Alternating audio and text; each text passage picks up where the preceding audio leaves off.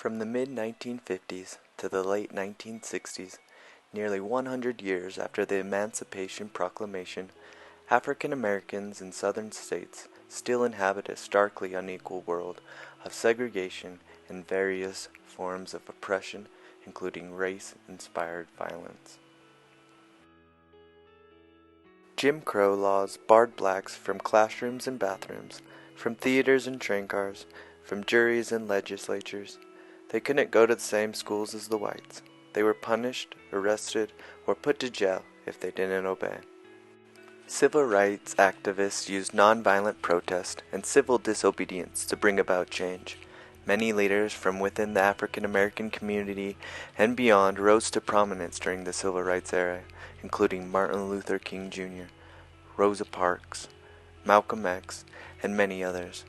They risked and sometimes lost their lives in the name of freedom and equality.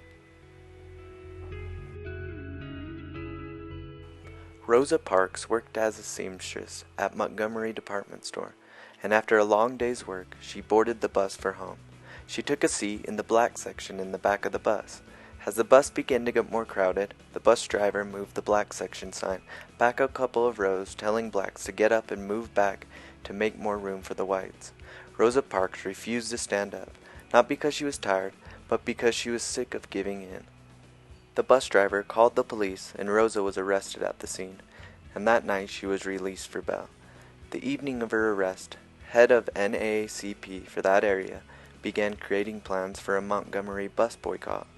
On December 5, 1955, the day of Rosa Parks' trial, in protest of her arrest, most of the African American community, about 40,000 people, stayed off the bus for the next 6 months. In June 1956, the District Court of Alabama declared racial segregation laws unconstitutional. A year later, on December 20, 1956, the city of Montgomery had no choice but to lift the enforcement of segregation on public buses, and the boycott finally ended. Martin Luther King Jr. is known for being one of the greatest leaders against racial discrimination and segregation. He was also known as one of the greatest speakers of all time.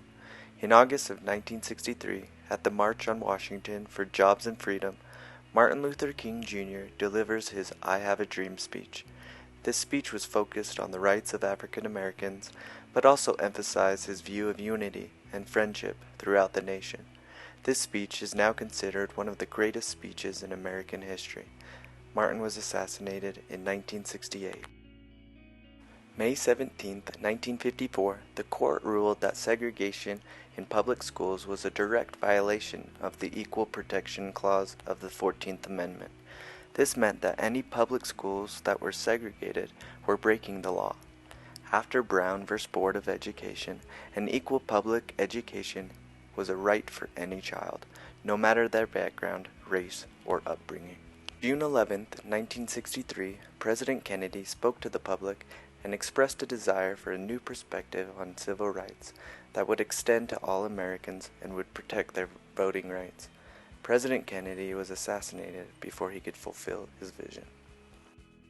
President Lyndon B. Johnson actualized the dream Kennedy, Rosa Parks, Martin Luther King Jr., and so many others saw by passing the Civil Rights Act of 1964.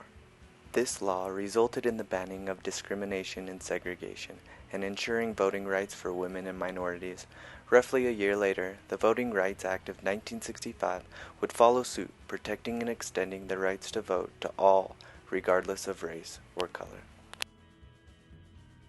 In 1990, the Americas with Disabilities Act was signed by President George Bush, allowing for more equality among all people. This act was put into place to end discrimination of disabilities in the workforce, on public transportation, through communications, and much more. We must continue to protect the people of this nation against discrimination, regardless of where one might come from, what they look like, or what they believe.